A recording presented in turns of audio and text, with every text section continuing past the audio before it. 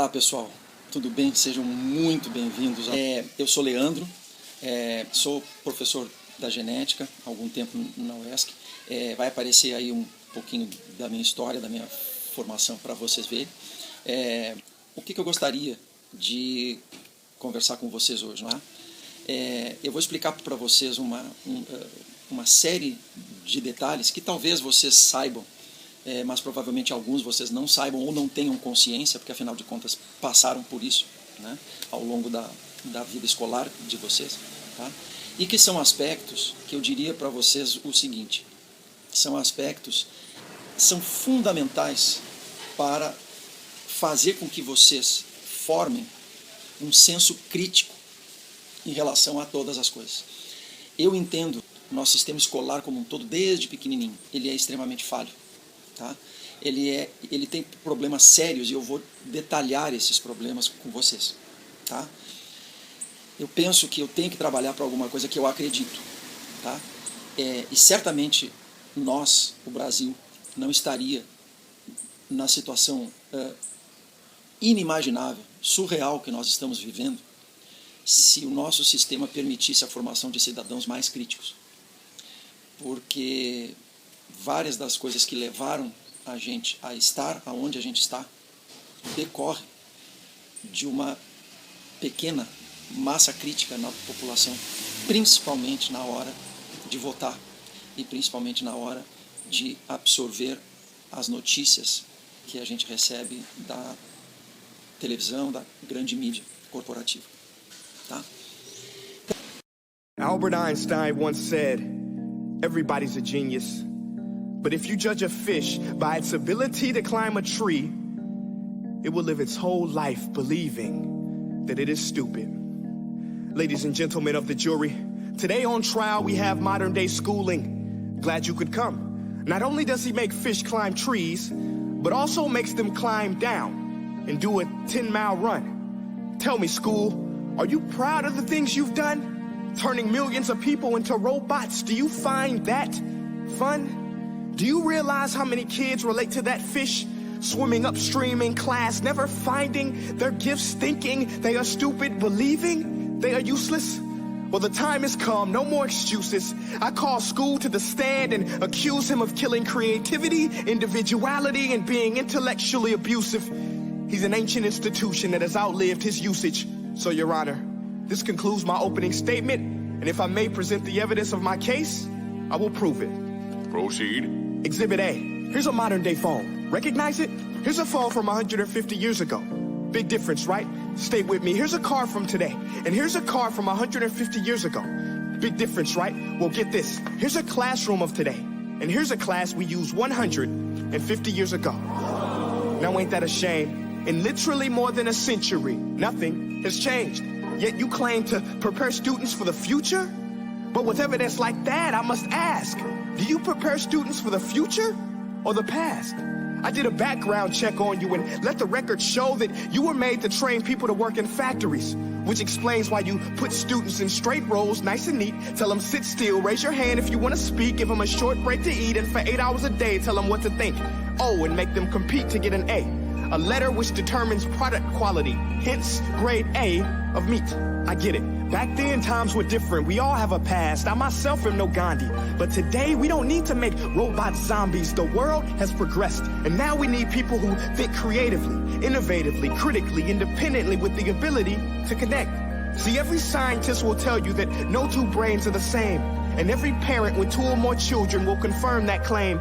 So please explain why you treat students like cookie-cutter frames or snapback hats, giving them this one-size-fits-all crap. Watch your language. Sorry, Your Honor, but if a doctor prescribed the exact same medicine to all of his patients, the results will be tragic. So many people would get sick, yet when it comes to school, this is exactly what happens, this educational malpractice, where one teacher stands in front of 20 kids, each one having different strengths, different needs, different gifts, different dreams, and you teach the same thing the same way? That's horrific. Ladies and gentlemen, the defendant should not be acquitted. This may be one of the worst criminal offenses ever to be committed. And let's mention the way you treat your employees. Objection. Overruled. I want to hear this. It's a shame. I mean, teachers have the most important job on the planet, yet they're underpaid? No wonder so many students are short-changed. Let's be honest. Teachers should earn just as much as doctors, because a doctor can do heart surgery and save the life of a kid. But a great teacher can reach the heart of that kid and allow him to truly live. See, teachers are heroes that often get blamed, but they're not the problem. They work in a system without many options or rights. Curriculums are created by policymakers, most of which have never taught a day in their life. Just obsessed with standardized tests. They think bubbling in a multiple choice question will determine success. That's outlandish. In fact, these tests are too cruel to be used and should be abandoned, but don't take my word for it. Take Frederick J. Kelly, the man who invented standardized testing, who said, and I quote, "These tests are too cruel to be used and should be abandoned." Ladies and gentlemen of the jury, if we continue down this road, the results will be lethal. I don't have much faith in school, but I do have faith in people. And if we can customize healthcare, cars, and Facebook pages, then it is our duty to do the same for education, to upgrade it, change it, do away with school spirit, because that's useless. Unless we're working to bring the spirit out of each and every student, that should be our task. No more Common Core. Instead, let's reach the core of every heart in every class. Sure, math is important, but no more than art or dance. Let's give every gift an equal chance. I know this sounds like a dream, but countries like Finland are doing impressive things. They have shorter school days. Teachers make a decent wage. Homework is non-existent, and they focus on collaboration instead of competition. But here's the kicker, boys and girls. Their educational system outperforms every other country in the world. Other places like Singapore are succeeding rapidly. Schools like Montessori, programs like Khan Academy, there is no single solution. But let's get moving, because while students may be 20% of our population, they are 100% of our future. So let's attend to their dreams, and there's no telling what we can achieve. This is a world in which I believe. A world where fish are no longer forced to climb trees. I'll rest my case.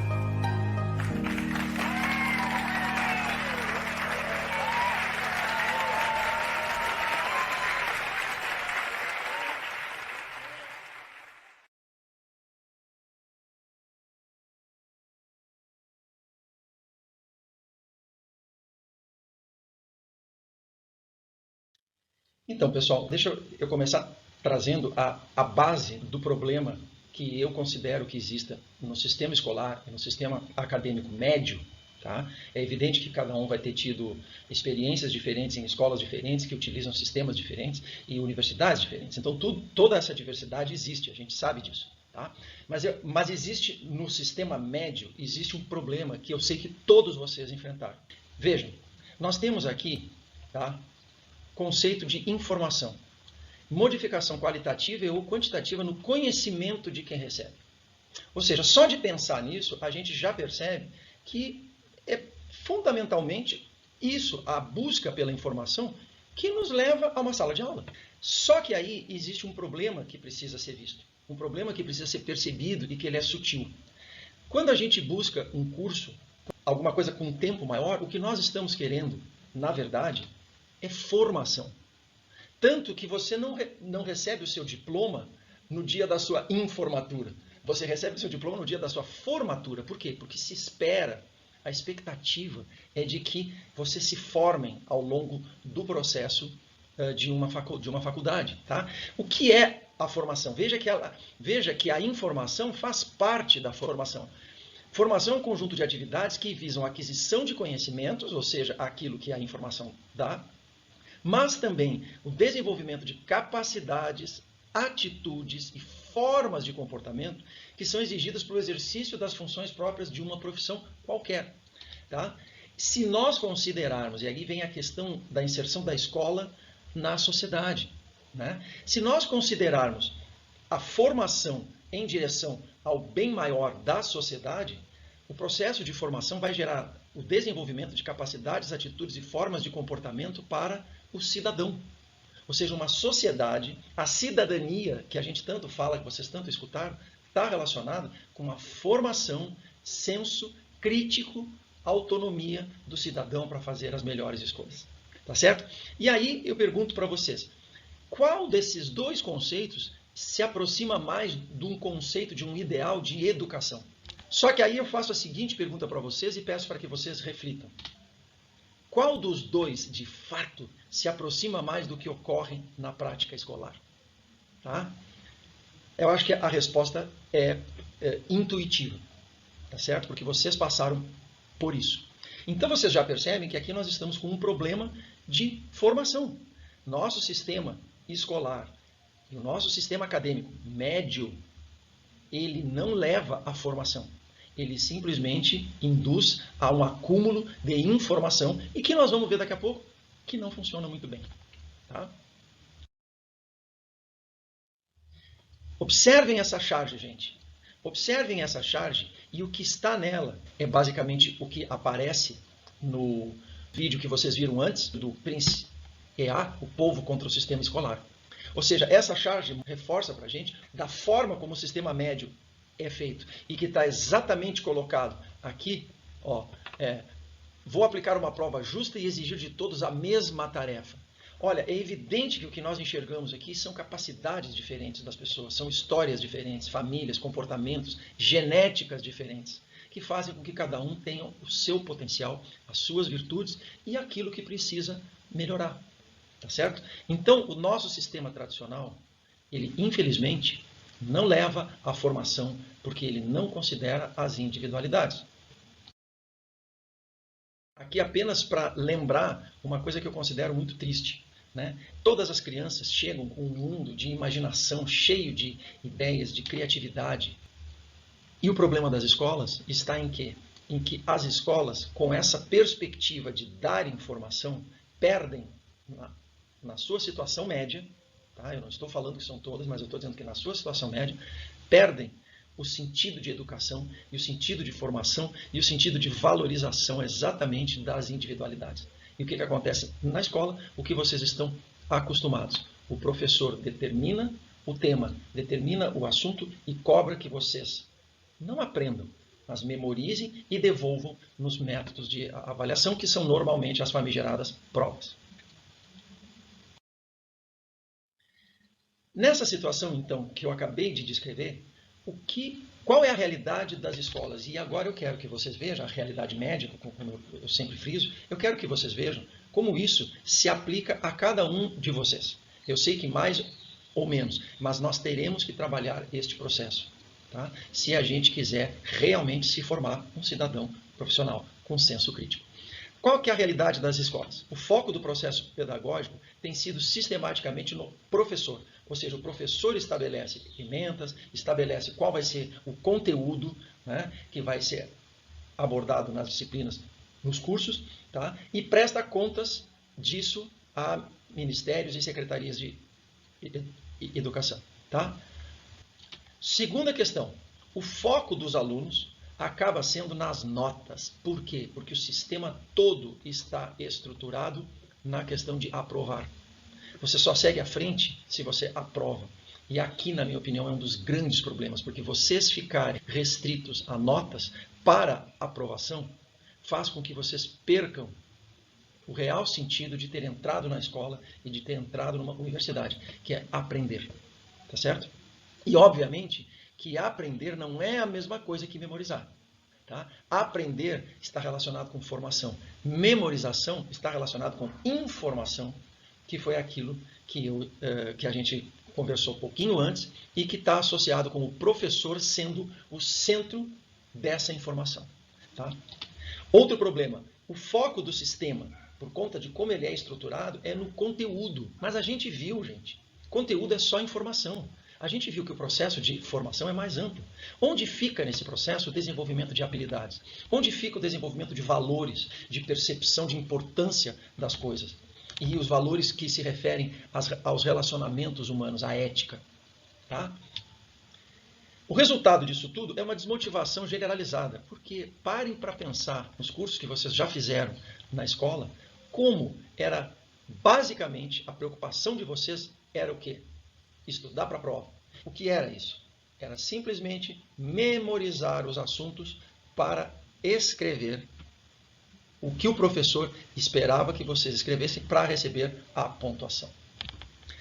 Nós somos humanos e é evolutivo da gente sermos curiosos. Um processo de formação ele tem que passar pelo desenvolvimento da curiosidade, do aprendizado, da busca, da procura pelas coisas. Foi assim que nós, como civilização, nos constituímos. Tá? Por fim, uma falta de compromisso. Por quê? Se assume o seguinte, o interesse dos estudantes é em aprovar e o interesse do professor é em que ele chegue ao final do tempo da sua disciplina, do seu curso, tendo dado todo o conteúdo. Isso é pouco, isso é insuficiente. Tá? O pacto de mediocridade se traduz basicamente no seguinte, o professor finge que ensina e os estudantes fingem que aprendem. Quando, na verdade, como nós vamos ver daqui a pouco, não acontece nenhuma coisa nem outra. Tá? Vejamos, com essa realidade, qual que são os resultados práticos disso? Que agora é o problema que eu mencionei no começo. Tá? Veja como esse sistema montado leva a uma situação completamente indesejável para uma sociedade.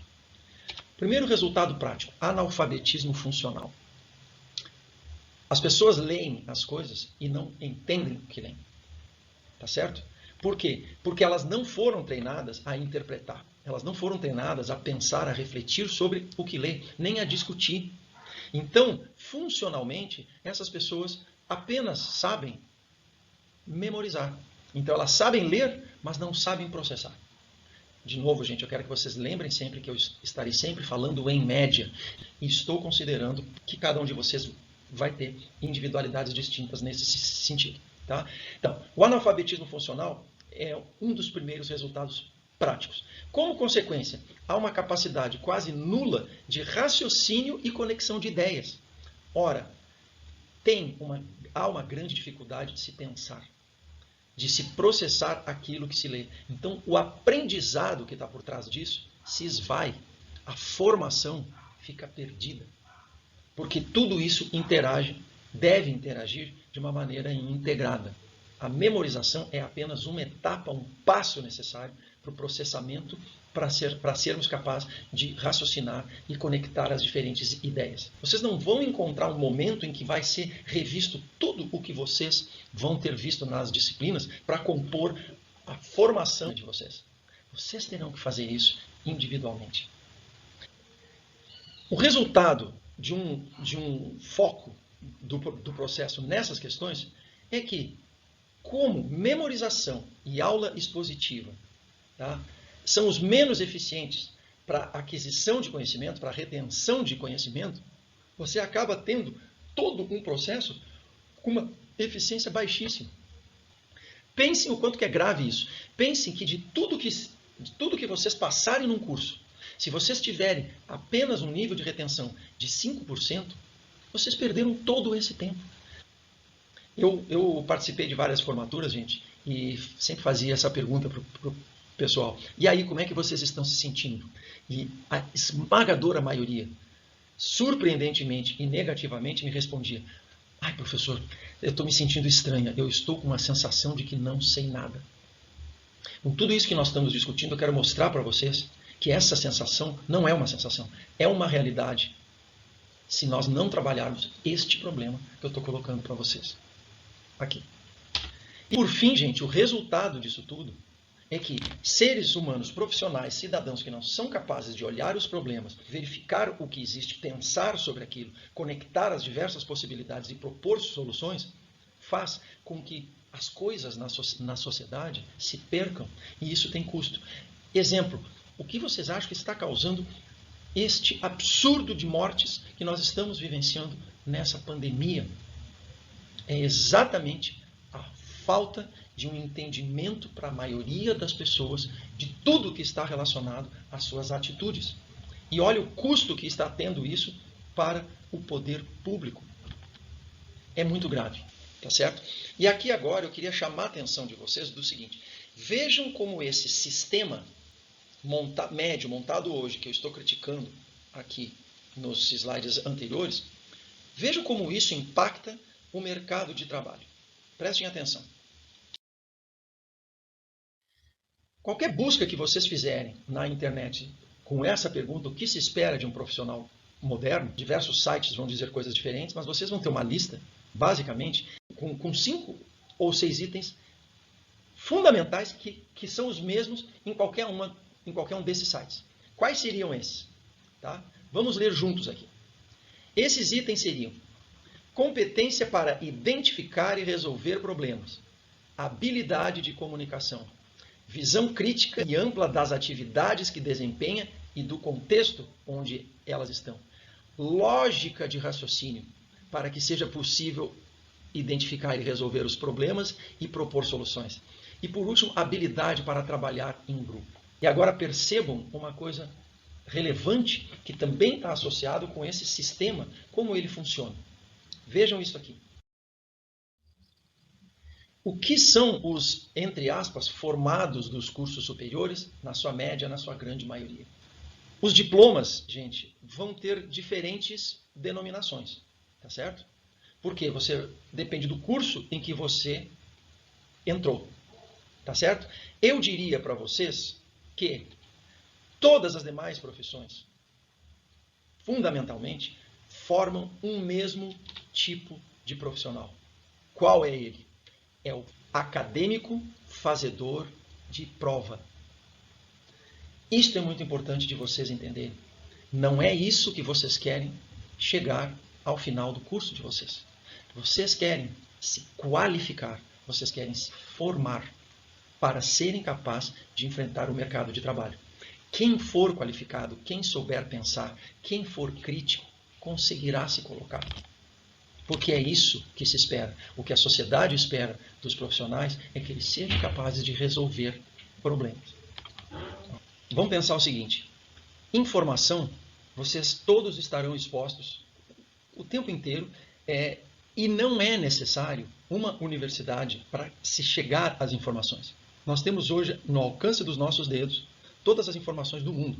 Tá? E aí o que acontece? Se vocês ficarem restritos apenas a memorizar essas informações, nessas posições, dessa maneira que vocês estão vivendo aí, isso não é nada.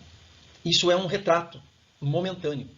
O que constrói o conhecimento é todo esse processo de reflexão, de pensamento, de conexão de ideias, de contextualização, de tudo isso que nós precisamos fazer ativamente para que a gente consiga conhecer, para que a gente consiga entender. O processo de aprendizado é todo feito em cima disso, do entendimento das coisas.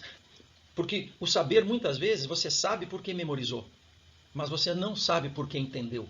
Agora, de onde virá o diferencial? O diferencial vai vir daquilo que as crianças sabem fazer, daquilo que se espera que o profissional saiba fazer, que é ter imaginação. Por quê? Porque o mesmo conjunto de informações pode ser conectado de outras formas.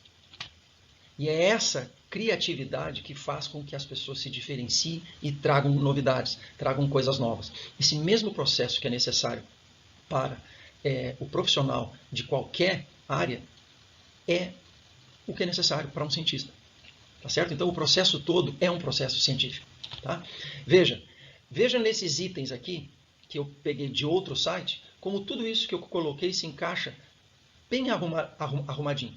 Espera-se que os profissionais sejam opinativos, ou seja, aquela imagem de funcionários calados apenas executando suas funções não existe mais. Se você quiser se destacar, é essencial que tenha a capacidade de analisar e dar opiniões construtivas. Ou seja, você entender o que está acontecendo, casar com o que você conhece e trazer a novidade. Tá? É necessário apresentar novas ideias. Além da capacidade de analisar e opinar, os chefes esperam que seus funcionários apresentem ideias inovadoras e soluções criativas em diversas situações que surgem na empresa. E aqui não é somente no caso de um funcionário de uma empresa, é para qualquer coisa.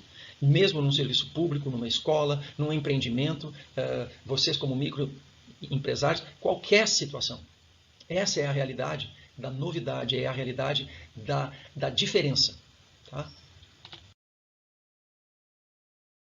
Aqui eu quero trazer para vocês o seguinte. Essa é uma cartilha que está disponível na internet e que fala sobre plágio acadêmico. Num outro momento eu discuto com vocês isso. Tá? Mas por que eu trouxe isso aqui? Porque essa primeira parte que aparece aqui é um resumo magistral de tudo isso que nós estamos conversando. Tá certo? Eu vou ampliar aqui para vocês entenderem o que eu quero dizer. Veja, O plágio acadêmico se configura quando um aluno retira, seja de livros ou internet, ideias, conceitos ou frases de outro autor que as formulou e as publicou, sem lhe dar o devido crédito, sem citá-lo como fonte de pesquisa. Percebam uma coisa importante. Todo o sistema escolar ensina vocês a copiarem. Por quê? Porque se você tem que memorizar alguma coisa, você só está transferindo o que você viu num lugar para um outro lugar, que é o espaço em branco das provas. Então vocês percebem que essa questão do plágio ela é grave na academia, mas muito disso por causa da forma como o sistema escolar e o sistema acadêmico, baseado na memorização e, portanto, na cópia, funciona. Tá certo? Agora vejam o que é de verdade a expectativa das pessoas no mundo acadêmico e na sociedade. Vejam, na universidade o que se espera dos alunos é que estes se capacitem tanto técnica como teoricamente. Prestem atenção. Que sejam capazes de refletir sobre sua profissão a partir da leitura e compreensão dos autores da área. Não adianta apenas memorizar. É necessário refletir e compreender o que se está tentando dizer e processar de acordo com a sua própria vivência. Veja o que está sendo colocado aqui. Ó. Faz parte da formação dos alunos que estes sejam capazes de articular as ideias desses autores de referência com suas próprias ideias, gente. Ou seja, o que vocês trazem para o mundo acadêmico, o que vocês trazem para as disciplinas, a experiência, a vivência, o conhecimento que vocês trazem, eles são úteis e necessários para facilitar o entendimento de vocês daquilo que vocês estarão sendo expostos. Tá, pessoal? Este processo é nada mais, nada menos do que pensar. É isso que é pensar. Tá certo? E isto é uma habilidade que cada um de vocês traz de intensidades diferentes. E para quê? Para que vocês possam se tornar profissionais competentes. E mais importante, felizes, entusiasmados e motivados com a escolha que vocês fizeram. Apenas memorizando e tirando nota em prova, pode esquecer que a felicidade vai passar longe. Tá certo? Para resumir, pensar é diferente de memorizar. Tá certo? O que faz parte do pensar? Compreender, analisar, conectar ideias, imaginar, criar. Tudo isso faz parte do pensar, certo? E tudo isso é diferente do que apenas guardar e regurgitar informações. Então vocês conseguem perceber, tá, que pensar é mais complexo, porém é mais natural do ser humano. Se nós ficarmos apenas restritos à memorização e regurgitação de informações, nós não estaremos estudando e não estaremos aprendendo. Tá? O processo de aprendizagem passa pelo pensamento. E o pensamento é composto disso tudo que nós precisamos trabalhar. Então vejam, é pensando, é aprendendo, é entendendo que a gente forma profissionais com capacidade de resolver problemas e propor soluções para o país e para o mundo. Tá? Esse é o ideal das universidades, esse é o ideal da academia. A qualificação está toda centrada nisso. Tá? Quem guardar e regurgitar informações termina onde? Termina exatamente nessa realidade que nós já vimos. A realidade do profissional fazedor de prova. Para a formação de um cidadão e de um profissional capacitado, a memorização apenas é insuficiente. Não é isso que a gente quer. Tá? É isso então, pessoal. Muito obrigado pela atenção, pela paciência, pela assistência até aqui. E agora eu estou à disposição para a gente conversar um pouquinho sobre esse assunto. Abraço.